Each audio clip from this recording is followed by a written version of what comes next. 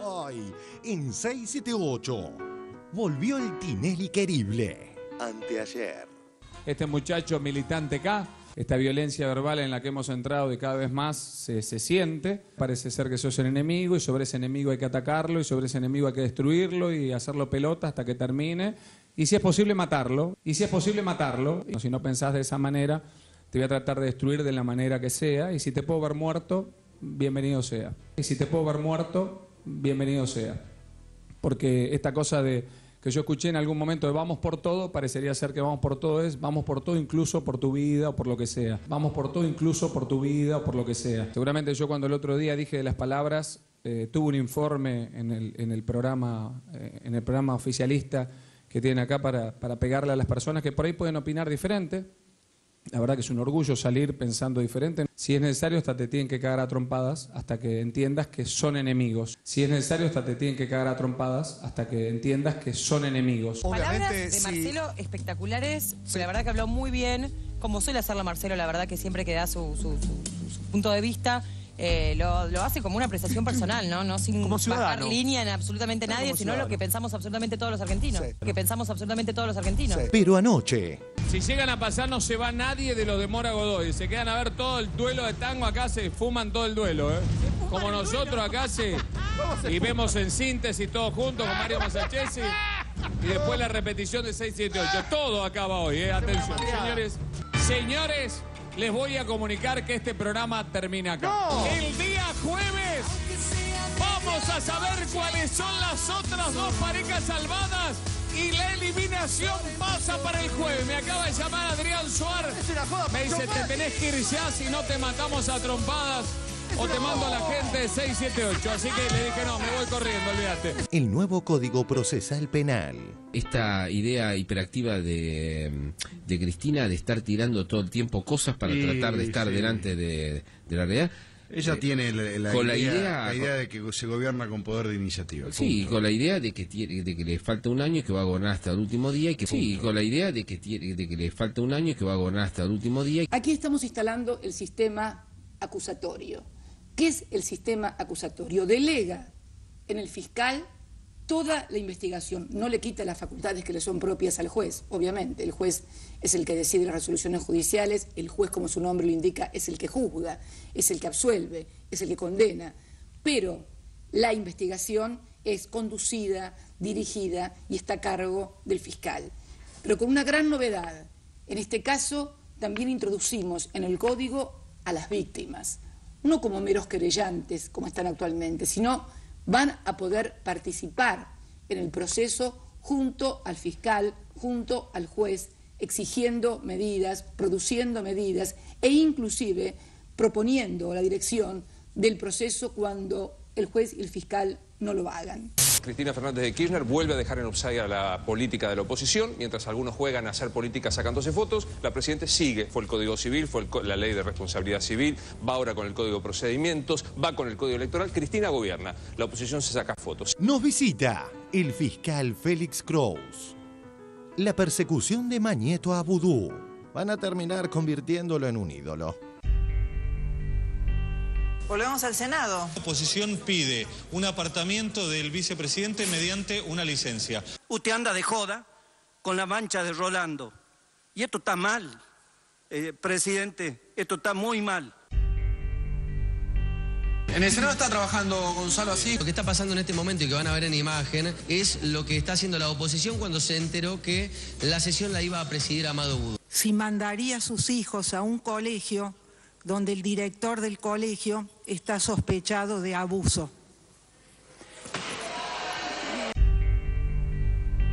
Ayer en el Senado, Vudú pensaba que iba a estar tranquilito.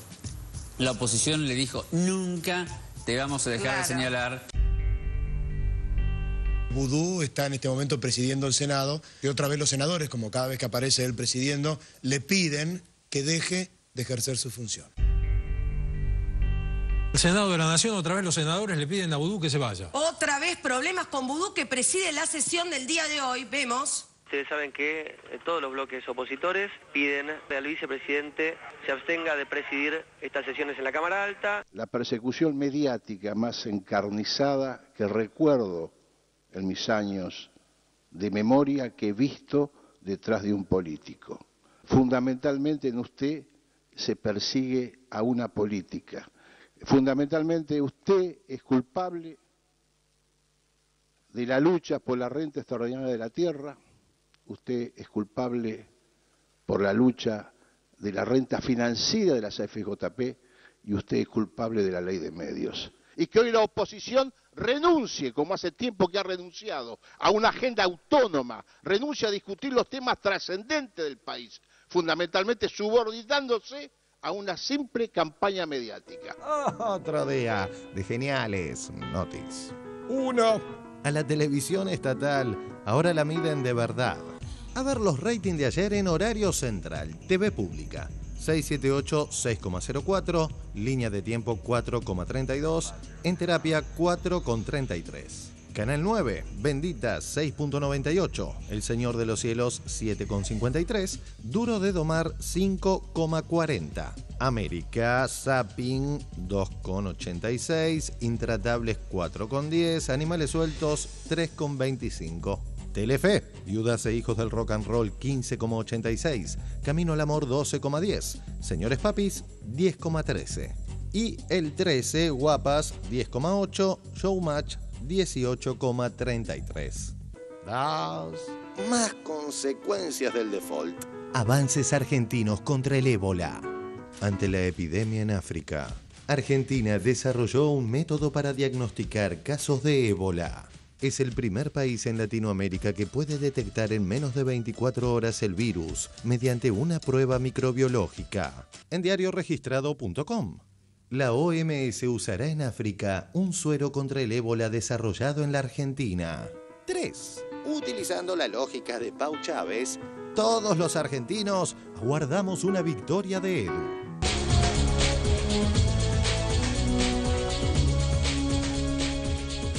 Finalmente llegó el día tan esperado, el partido del año. Tantas veces se dijo el partido del siglo. Este es el partido del siglo. Está en juego la Copa Charuto. Se llama Eduardo Guillermo Feynman. Es abogado, periodista, conductor y ex equitador. Récord 0-10 contra adolescentes tomadores de colegio.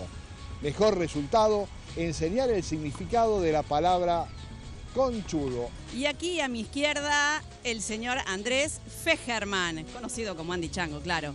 Profesión, músico y notero. Estado civil, bueno, un poquito de todo. Soltero, divorciado, viudo, etc.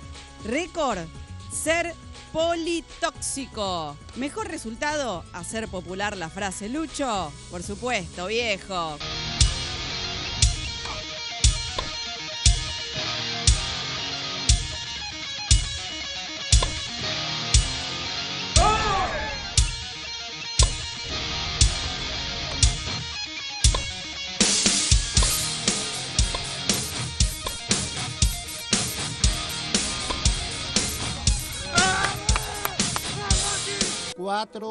Mañana viene Ana Prada. Paseo a tu lado, te llevo del brazo, saludo de lejos, girando a tu alrededor. Procede 678, un programa con código.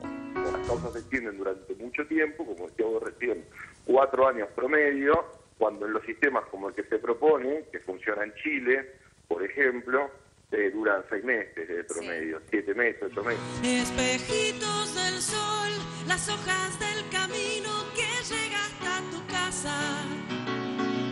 Encandilada voy, levantando los brazos, riéndome por nada. Estuve triste, pero no. Estuve triste, pero no.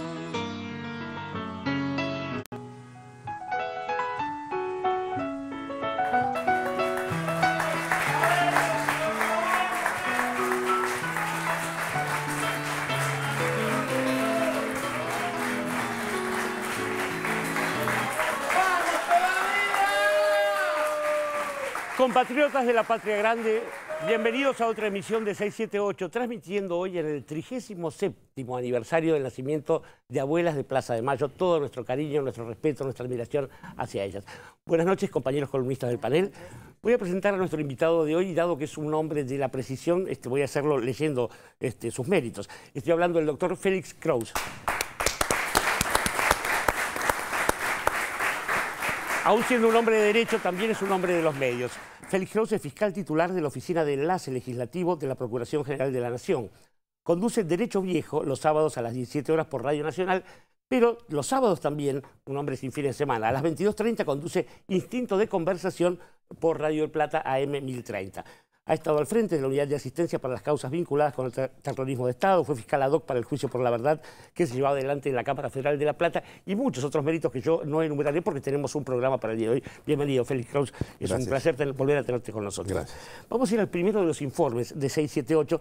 ¿Fue penal, no fue penal? Bueno, esas discusiones están en otro lado. Aquí vamos a ver cuáles son los cambios que están en el nuevo Código Procesal Penal. Vamos al informe y después lo dialogamos. El nuevo Código Procesal Penal. Insólita propuesta de Clarín y La Nación. A través del emblemático vocero Jorge Fernández Díaz, los medios independientes le piden a la presidenta de la Nación que en lugar de cumplir con su mandato y gestionar, se tome unas largas vacaciones. Esta idea hiperactiva de Cristina de estar tirando todo el tiempo cosas para tratar de estar delante de la realidad. Ella tiene la idea de que se gobierna con poder de iniciativa. Sí, con la idea de que le falta un año y que va a gobernar hasta el último día. Con la idea de que le falta un año y que va a gobernar hasta el último día y que puede cambiar cualquier cosa, leyes de fondo, mandar cambiar completamente la Argentina total. Yendo al proyecto, él mismo genera jugosas polémicas y algunos novedosos apoyos de sectores opositores. Aquí estamos instalando el sistema acusatorio. ¿Qué es el sistema acusatorio? Delega en el fiscal toda la investigación, no le quita las facultades que le son propias al juez, obviamente. El juez es el que decide las resoluciones judiciales, el juez, como su nombre lo indica, es el que juzga, es el que absuelve, es el que condena, pero la investigación es conducida, dirigida y está a cargo del fiscal.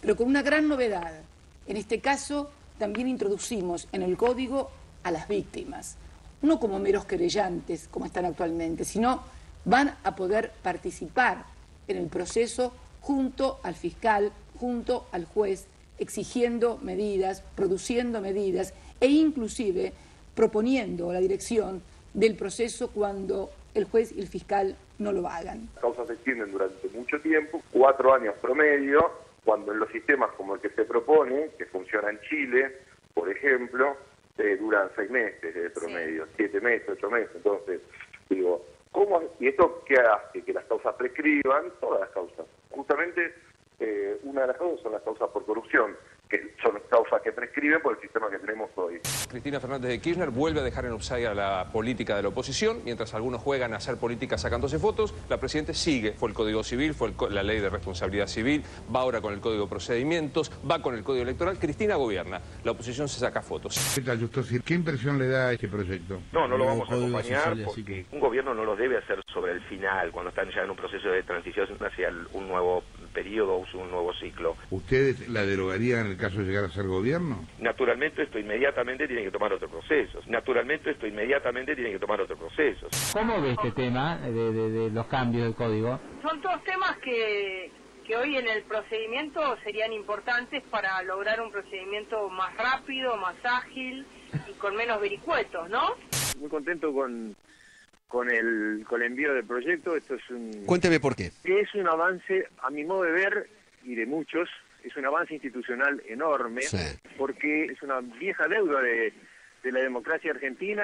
¿En qué va a beneficiar a la gente? Lo más importante de todo es que el juez deja de ser juez y parte. Entonces, la investigación la lleva un fiscal, la lleva alguien que representa a la sociedad, averigua qué es lo que pasa, prepara un juicio, cuando considera que lo tiene listo, da las pruebas y lo lleva ante jueces que no están contaminados, digamos, con lo que ha sucedido. El sistema es enormemente más justo. También es importante el tema de la famosa puerta giratoria de la justicia, esa que tanto se quejan muchas veces quienes actúan en las funciones de seguridad y ven lo que se dice la puerta giratoria. El delincuente que entra por una puerta y sale inmediatamente por la otra. Hace pocos días tuvimos también la experiencia de una persona que había cometido un delito a vistas de todo el mundo y salió sorprendentemente en libertad.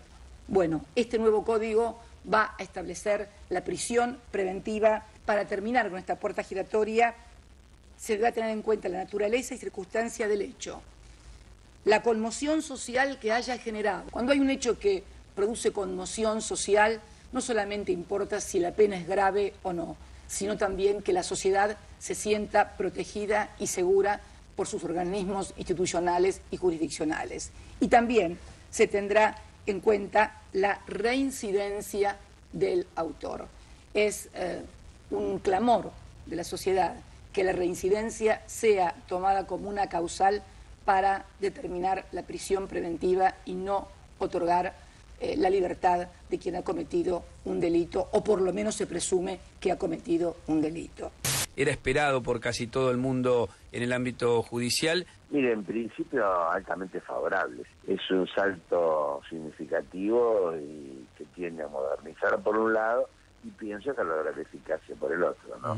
Y yo creo que como ciudadanos nos beneficiará logrando que quienes delinquen tengan una rápida juzgamiento y una sanción adecuada en un tiempo útil.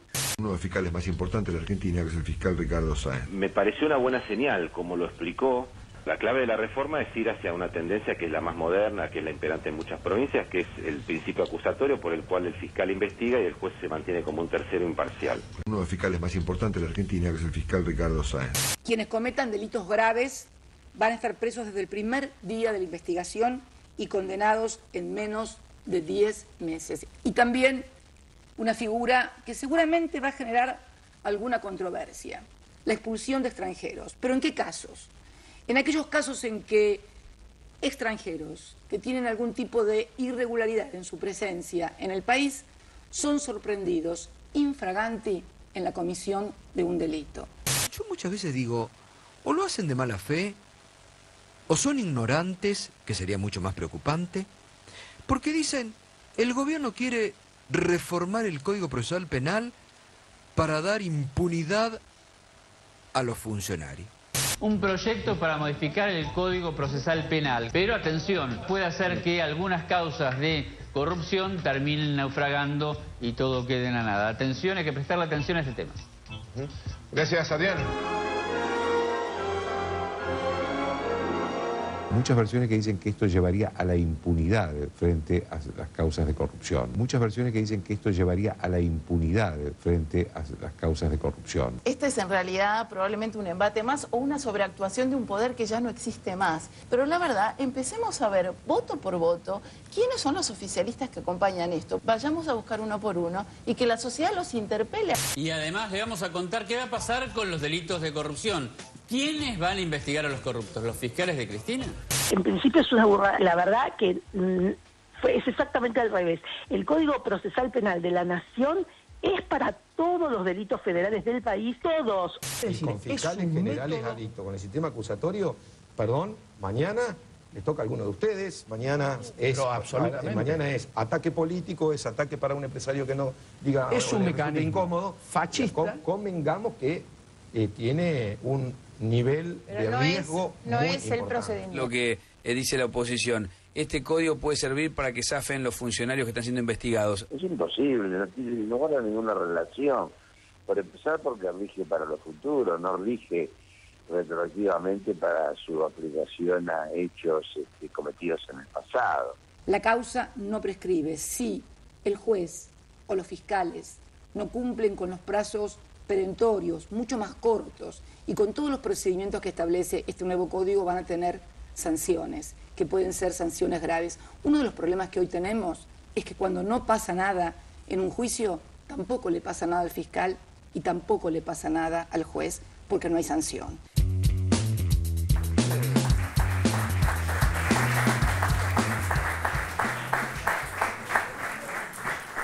Indignado y avergonzado por los excesos de la sociedad que lo rodeaba, Émile Zola escribió alguna vez J'accuse. Y aquí hay gente que cree que Dreyfus era culpable, pero estamos con Félix Kraus y hay algunas cosas. A ver, la corrupción, un código fascista. Por favor, doctor Kraus, explíquenos usted que sí sabe de esto. Muchas condenas por corrupción en la justicia federal de la capital federal, ¿conocen ustedes? Menos que una. Menos, sí. Bueno.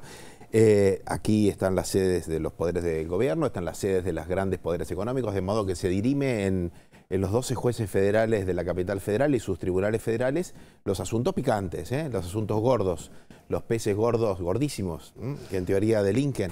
Bueno, no tenemos casi condenas por tema de corrupción. ¿Sabés cuántas causas, qué porcentaje de causas están delegadas en los fiscales para investigarlo? Una potestad que tienen los jueces discrecional en el sistema vigente, que es delegarle a los fiscales la investigación. ¿Cuántas? El 6%, el más bajo de todo el país. ¿Sabés cuántas tienen delegadas de los asuntos de menor trascendencia pública? No quiero ser desdeñoso con los fiscales correccionales, digo, en el fuero correccional, el 60%. O sea, el trabajo arduo e intenso lo hacen los fiscales, el apropiarse y encorsetar los asuntos donde se juega el poder económico y el poder político lo tienen los jueces. De modo que si uno tiene que buscar las huellas de la impunidad, tiene que buscar en quien tiene la conducción de las investigaciones. De manera que el planteo que debemos hacernos nosotros es exactamente inverso, o el planteo que nosotros hacemos a la sociedad es el inverso a la objeción que se le dirige a la reforma. Un sistema en donde estén claros los roles, donde los fiscales sean los responsables de sostener la acusación frente a los jueces, donde el hoy juez de instrucción, que es juez y fiscal a la vez, porque es el inquisidor, ya su propio nombre lo descalifica, digamos, asociar inquisición con justicia no parece ser la asociación más directa o más virtuosa. Digamos, ese juez que reúne las pruebas y él mismo las evalúa, claramente concentra sobre sí una capacidad de decisión que desbalancea la balanza, porque por un lado pone a un fiscal que es un personaje decorativo y a un defensor que tiene que litigar contra el fiscal y contra el juez. Lo de Aguad es significativo, porque si el sistema acusatorio es fascista, fascista es el sistema de su provincia, que es señera en el procesalismo argentino, que ha sido líder en el establecimiento del sistema acusatorio. ¿Qué decir del doctor Vélez Maricón, del gran procesalista cordobés? ¿Qué decir del doctor Julio Mayer, cordobés y radical? Además, autor del primer código acusatorio de avanzada en el gobierno del doctor Raúl Alfonsín, que además, estoy seguro, acompaña este anteproyecto y por lo demás ha sido expresamente citado por la presidenta como un antecedente, y lo es, valiosísimo para este proceso de reforma. Yo creo que acá estamos frente a la posibilidad de saldar una antiquísima deuda que ha atravesado a todos los gobiernos desde el establecimiento de la democracia. Veíamos al doctor Rosranian, él fue el ministro de Justicia de la reforma intermedia que nos rige actualmente. Allí hubo una disputa entre un modelo acusatorio puro y un modelo intermedio como es el que ahora está en vigencia. Y la verdad que en los modelos intermedios uno tiene que ver qué es lo que permanece para ver qué es lo que se cambió. Y las notas inquisitivas son muy notables en el actual sistema, porque además se basan en la cultura de nuestro sistema de investigación. Entonces, lo que se transformó el juicio oral en poco menos que teatro leído, donde todo se define en la instrucción penal preparatoria, que en el actual código debería durar nada más que 6 meses y dura muchísimo más tiempo porque se pretenden agotar las pruebas ahí. Es un proceso escrito opaco, porque al ser escrito además todos los procedimientos son inaccesibles, aún los que digamos podrían mostrarse al gran público son inaccesibles, y además es lento, porque todo lo escrito por definición es lento, y lo que no se puede controlar otorga a los jueces la capacidad de dilatar. Mira, te voy a dar solo un ejemplo y trato de no irme muy lejos. Los plazos que prevé el actual código son plazos razonables. Las cámaras tienen 5 días para resolver las cuestiones que les son sometidas a su consideración. Y a veces los expedientes pueden estar 1 año, porque los jueces han desarrollado una doctrina perversa llamada la de los plazos ordenatorios. ¿Qué quiere decir? Que los plazos son como sugerencias, como indicaciones para tener un tiempo en el que más o menos podrían resolver. Bueno, no tenemos plazos sino objetivos, se decía en la dictograma. Sí, bueno, pero acá los objetivos se definen por los plazos, porque los plazos son la regla de juego y es el tiempo en el que tiene que durar el procedimiento, porque hay gente que demanda la justicia y hay gente que está sometida a un estado de incertidumbre. Bueno, no es que se exceden por un 10, por un 20% del plazo establecido, se exceden por un 2000%. Y en este sentido, el Código Procesal se transformó en lo que los jueces quieren que sea el Código Procesal. Y en este sentido me parece que un sistema acusatorio que abre todo el procedimiento penal a la sociedad, que instala instancias de oralidad, que reduce posibilidades de apelación a un solo momento concentrado y oral, y donde además se quitan de esas reglas de juego, porque eso es un sistema procesal, son reglas de juego, es un camino, se quitan instancias ociosas, absolutamente innecesarias, es una condición de posibilidad de un sistema de investigación que prepare un juicio en un tiempo mucho más razonable que el actual. Yo, lejos del derecho, querido Félix Kraus, entiendo esto y me pregunto, ¿cuáles son las objeciones? No sé si vos justamente desde un corpus legal puedes entender qué es lo que se objeta desde gente que viene del ámbito judicial, pero gente del ámbito político que no puede ignorar estas cosas. Es tan sencillo, digo. Sí. Bueno, vos has visto, Jorge, digamos, las objeciones son de una generalidad enorme, porque en pocos temas hay mayor consenso que en la necesidad de reformar el sistema de enjuiciamiento criminal federal, porque es simplemente ponernos a tono con lo que han hecho las provincias. Las provincias han reformado todo su sistema de enjuiciamiento, inclusive Santa Fe, que era la más atrasada, está estableciendo el sistema acusatorio. Han ido a una nueva generación de reformas instalando el juicio por jurados, la provincia de Buenos Aires, la provincia de Córdoba, la provincia de Neuquén, además está funcionando bien. El sistema que rige en el orden federal es un sistema del siglo XIX. Y el que nos rige hoy, una vez la reforma del año 1992, es del año 34, es el sistema cordobés del año 34 que la propia provincia de Córdoba estaba revisando cuando nosotros lo estábamos instalando como una novedad, que fue un avance, pero fíjate que tan atrás estaríamos para que aquello haya sido un avance.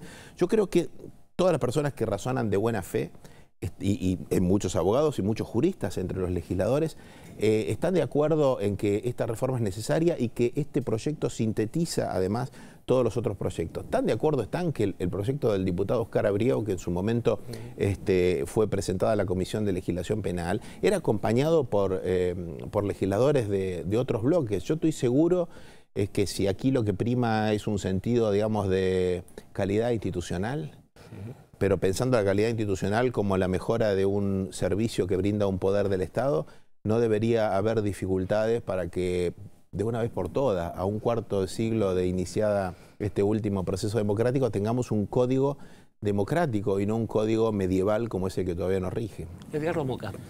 Sí, a mí me parece que la explicación de lo que estamos viendo siendo difícil, me refiero a las opiniones que escuchamos de Aguad, de Alonso y de Giustosi, más o menos se podría juntar todo ese complejo de opiniones que por otro lado son muy parecidas unas a las otras, son partidos distintos, en algunos casos dicen que son antagónicos, se pelean porque uno es de derecha, otros progresistas, pero más o menos todos terminan diciendo lo mismo.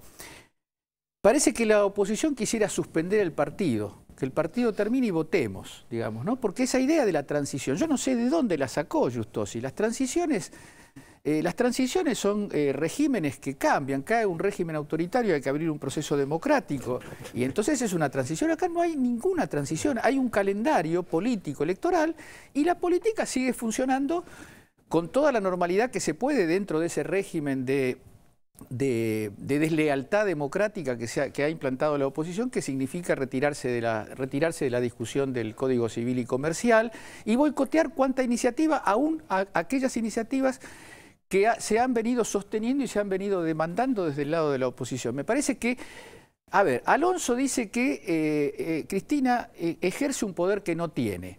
Alonso tiene el título, me consta, de licenciada en Ciencia Política. El poder no existe, si se ejerce el poder es porque se tiene, no hay ningún modo de tener el poder que no sea ejercerlo. Giustosi habla de la transición.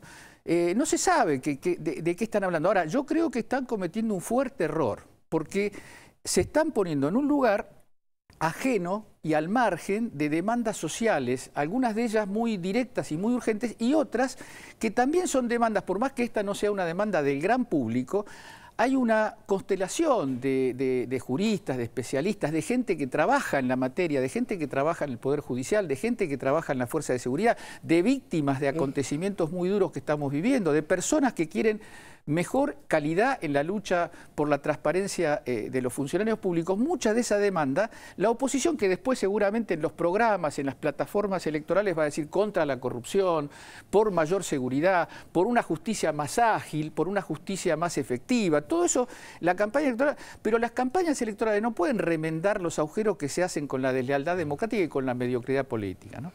Ojalá que así sea, querido Edgardo. ¿Sandra Russo? Sí, bueno, por lo que estuvimos viendo en el informe, parece que tampoco hay demasiadas objeciones, por lo menos desde el ámbito jurídico. Vienen las objeciones desde los medios. Esa frase que no sé si era de Fernández Díaz o de Gerardo Yang, de esta idea loca que tiene la presidenta de gobernar hasta el último día, la verdad. Sí. Bueno, ¿a quién se le ocurre? Sí. Realmente es...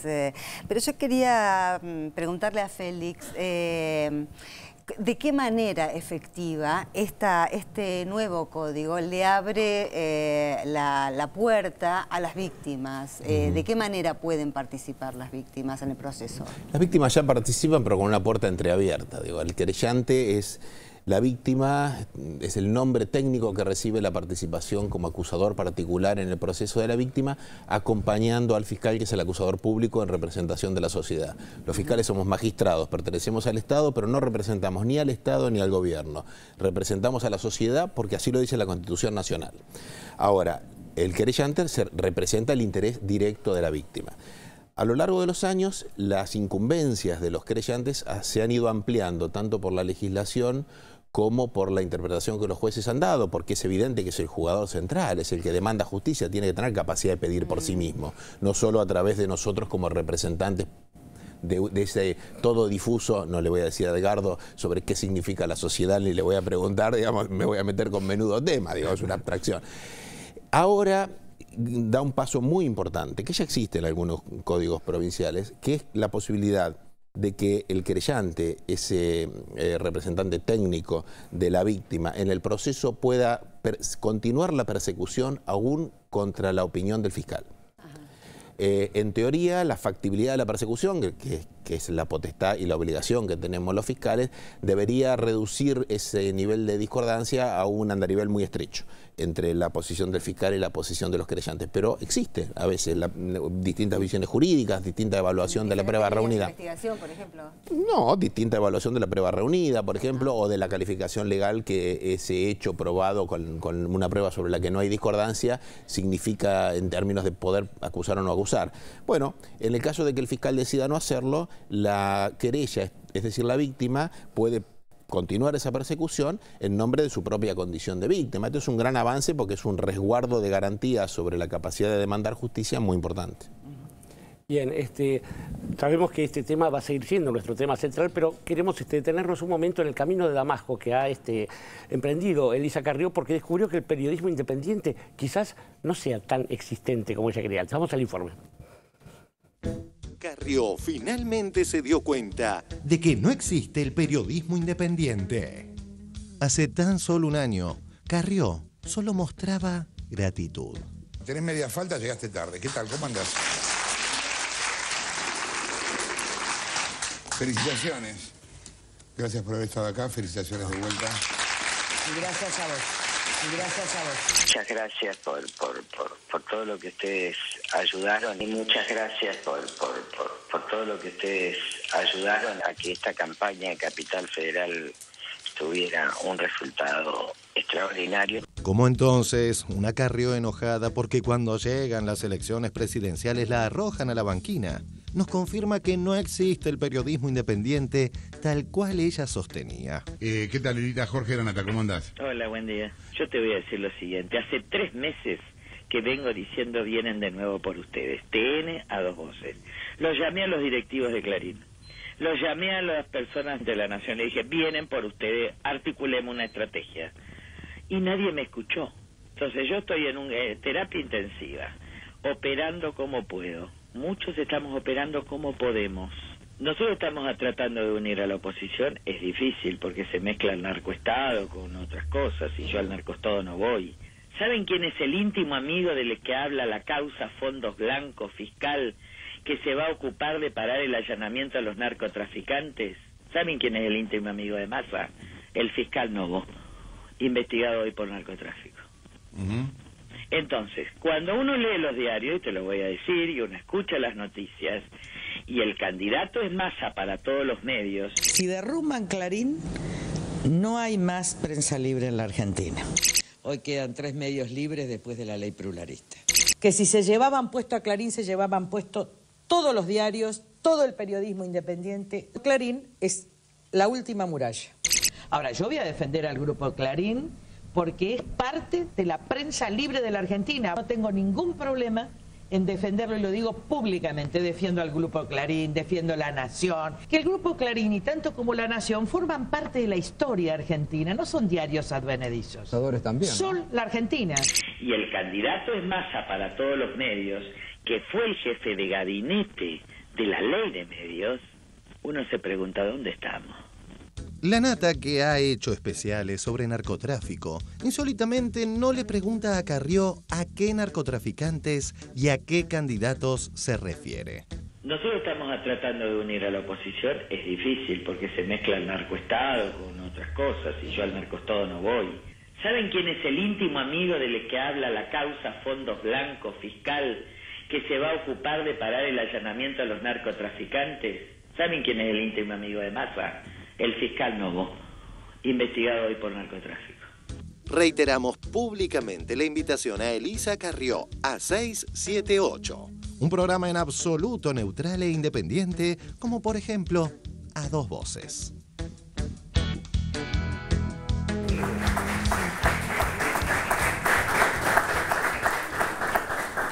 Bien, hay bolazos que duran un día y son malos. Hay otros que duran un año y son peores. Y después están los bolazos que pueden durar toda la vida. Contra esos hay que hacer algo. Nora Beiras. ¿Qué decirte? Me parece que forma parte de este enchastre en el que se transformaron varios dirigentes políticos en connivencia con comunicadores que representan intereses corporativos y ambos juegan a una funcionalidad en la que se son útiles mutuamente. Creo que, bueno, Carrió se da cuenta ahora que de pronto Clarín tiene un candidato y que no es ella. En esas declaraciones seguían y auguraba un triunfo que no incluía a Faunen, ¿no? Ni a Faunen, ni a Faunen con los radicales, ni a Faunen con el macrismo, digamos, estaba obsesionada o por el Frente para la Victoria o por Massa. Con lo cual, la verdad que habla mal de las expectativas que tiene sobre sí misma.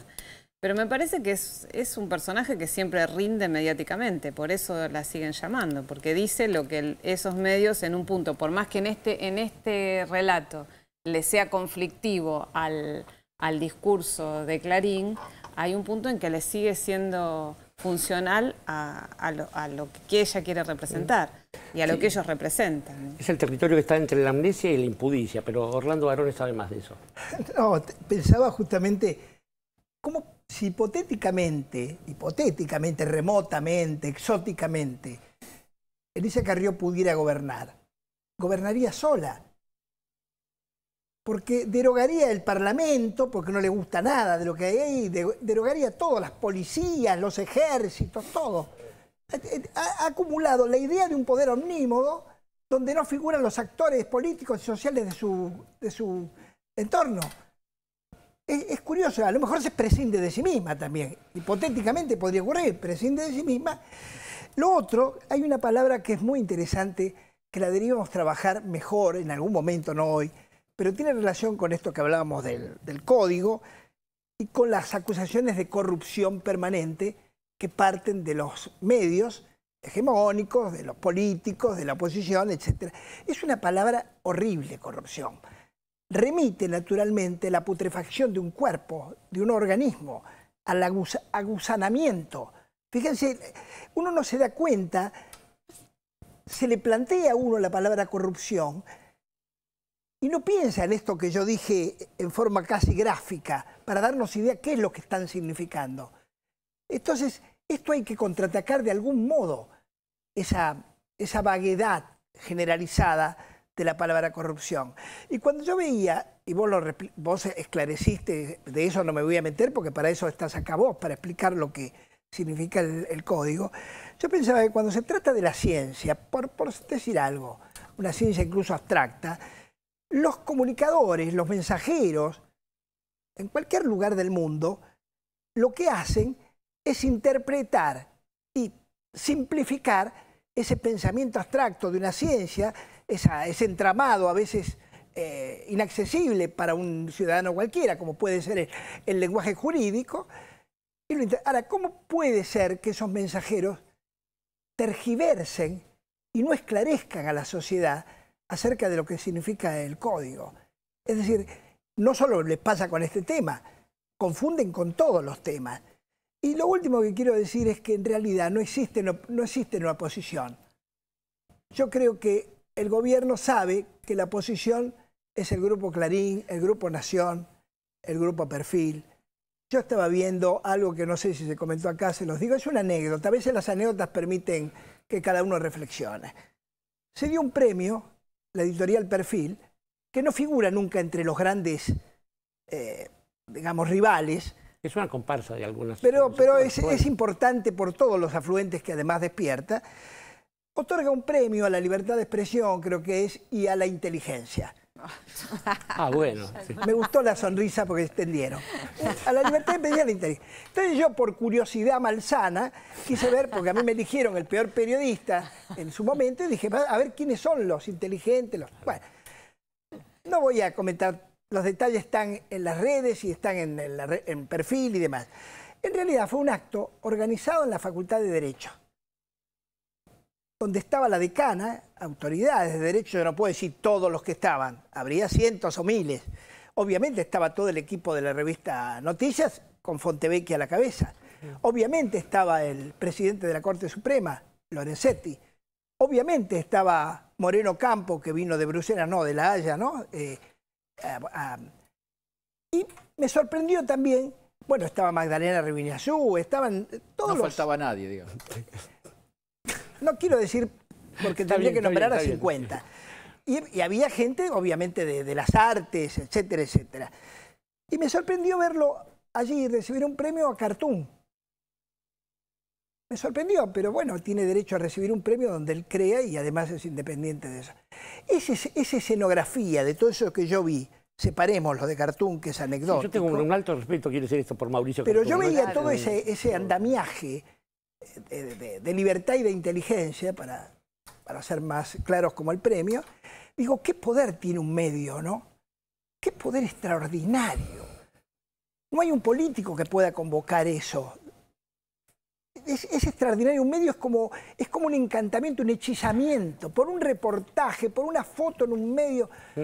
Bueno, no quiero decir más nada porque siempre digo lo mismo. Está muy bien, faltó el premio a la belleza.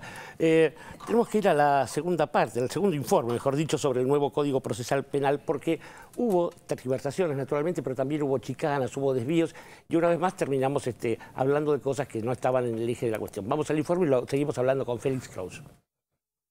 El nuevo Código Procesal Penal. Los recortes, las tergiversaciones y las contradicciones de los mismos de siempre. Acá lo que se quiere realmente es que se trate con celeridad este Código de Procedimientos y que entre también con celeridad su implementación, porque va a significar un avance fundamental en el problema del combate contra el delito. Fíjense que no hablo de la inseguridad, un tema que tiene mucho marketing, porque yo siempre digo que en realidad lo que tenemos que intensificar, mejorar, son los instrumentos del combate contra el delito. Quien les asegure que a partir de tal fórmula, de tal procedimiento o de tal gobierno se va a acabar la inseguridad, le está mintiendo. Estamos en comunicación con Florencio Randazzo. Hoy algunos medios de comunicación no destacan de qué viene de qué vienen estos cambios, sino una frase de la presidenta que dijo: la inseguridad tiene mucho marketing.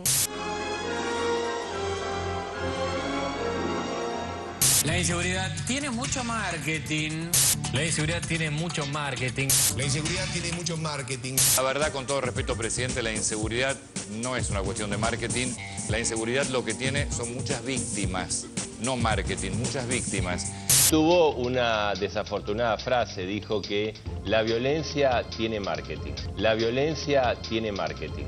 La inseguridad da marketing, según el concepto presidencial.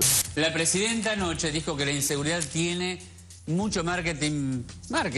Cuando la presidenta habla de lo que hoy en algunos medios título que es la inseguridad tiene mucho de marketing, no lo hace con el sentido de creer que no hay problemas vinculados a la inseguridad. Todo lo contrario, utiliza la cadena nacional para mandar una modificación al Código de Procedimiento Penal para mejorar y combatir el delito. La idea de querer distorsionar esto, de querer hacer aparecer como que a la presidenta no le preocupa esto, es realmente de un grado de hija de putés increíble, ¿no? ¿Cómo no le va a preocupar a la presidenta? Lo que pasa cada vez que enviamos una ley al Congreso, un título tremendista.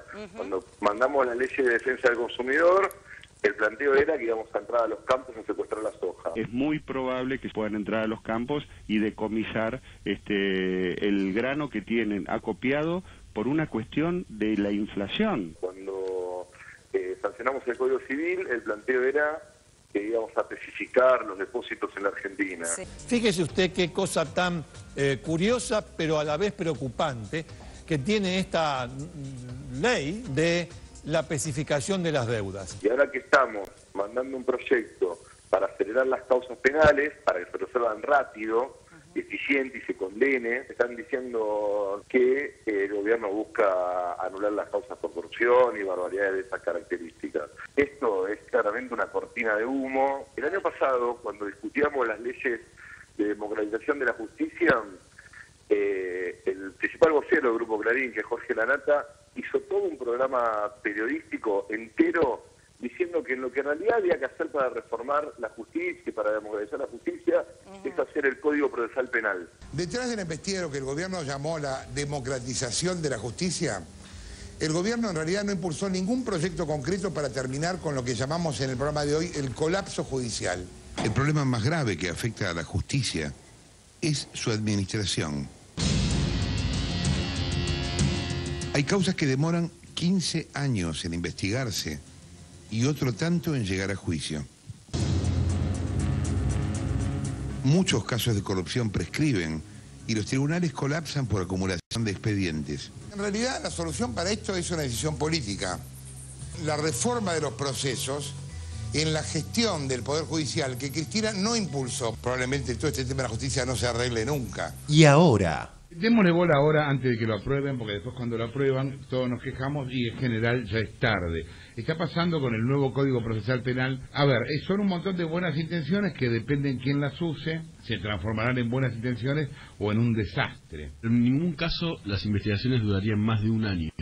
Lo que estaría buscando el gobierno con esto es la impunidad, ¿no? La causa no prescribe si el juez o los fiscales no cumplen con los plazos perentorios, mucho más cortos, y con todos los procedimientos que establece este nuevo código van a tener sanciones. Ahora, vos te das cuenta cómo es este sentido de correr el arco y que esté todo mal, ¿no? Digo, ahora estamos mandando el Código Procesal Penal al Congreso. El título es que el gobierno busca anular las causas por corrupción.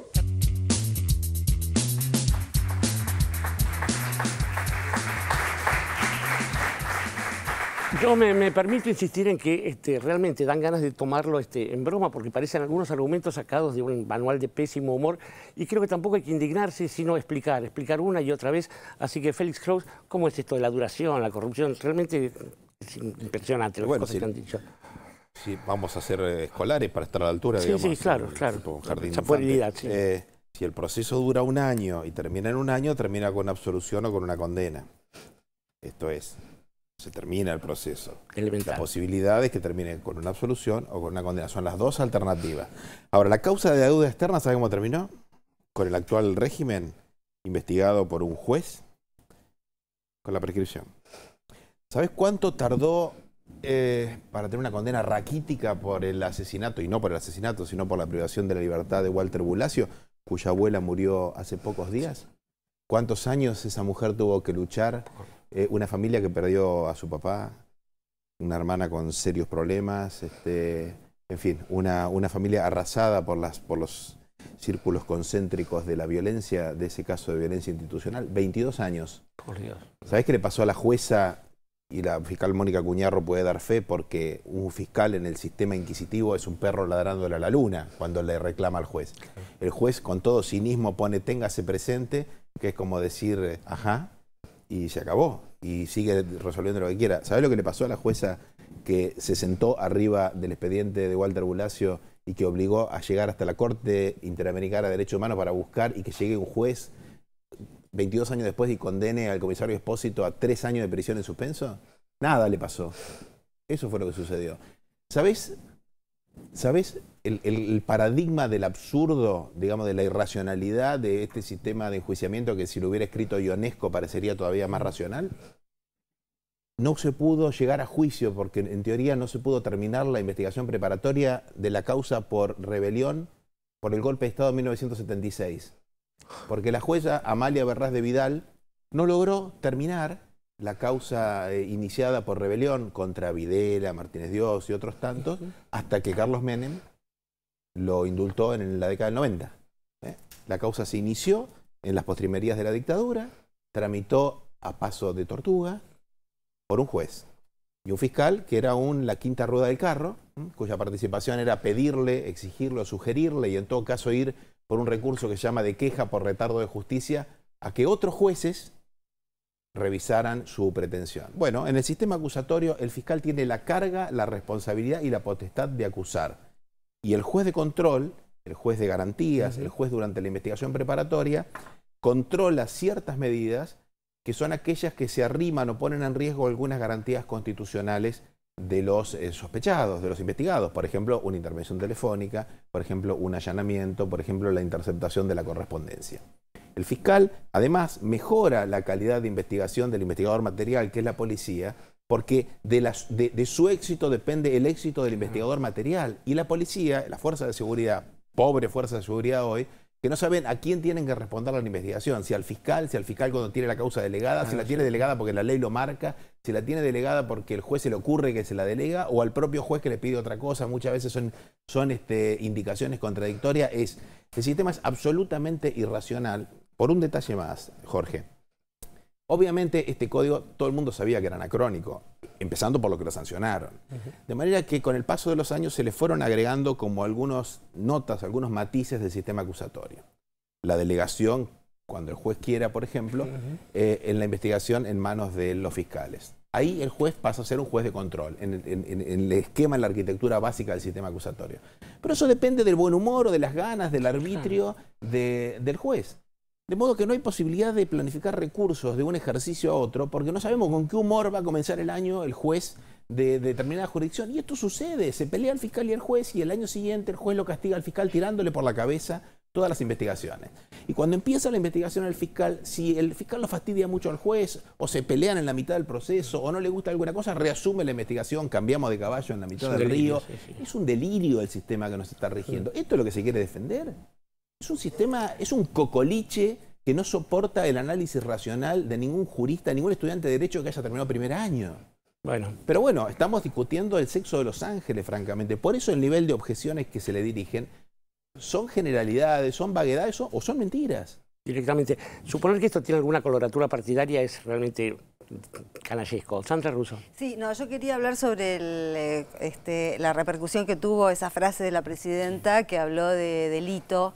Y que dijo que la palabra inseguridad tiene mucho marketing, supongo que quiso decir que es absolutamente mediática. Muchas veces acá hemos dicho que es más específico hablar de delito, es más, más preciso hablar de delito. Entre otras cosas porque insegura es la condición humana. Y a eso no hay con qué darle. Y entre otras cosas también porque la palabra inseguridad viene obturando otras nociones. O sea, no es solamente que cuando se habla de inseguridad se mira directamente al Poder Ejecutivo, como si no existiera el Poder Judicial. Precisamente, al hablar de delito, se puede hablar también de injusticia y de mal desempeño del Poder Judicial. Me parece que es una palabra mucho más apropiada, hablar de delito que hablar de inseguridad. Ciertamente. Vamos a ir a un corte y a un corto, de alguna manera, es un material sobre las abuelas de Plaza de Mayo. Y a la vuelta vamos a ver en qué punto está eso de que no hay diálogo. ¿Quién lo dijo? ¿Sobre qué lo dijo? Vamos, bailando por un dueño. Ya volvemos en 678.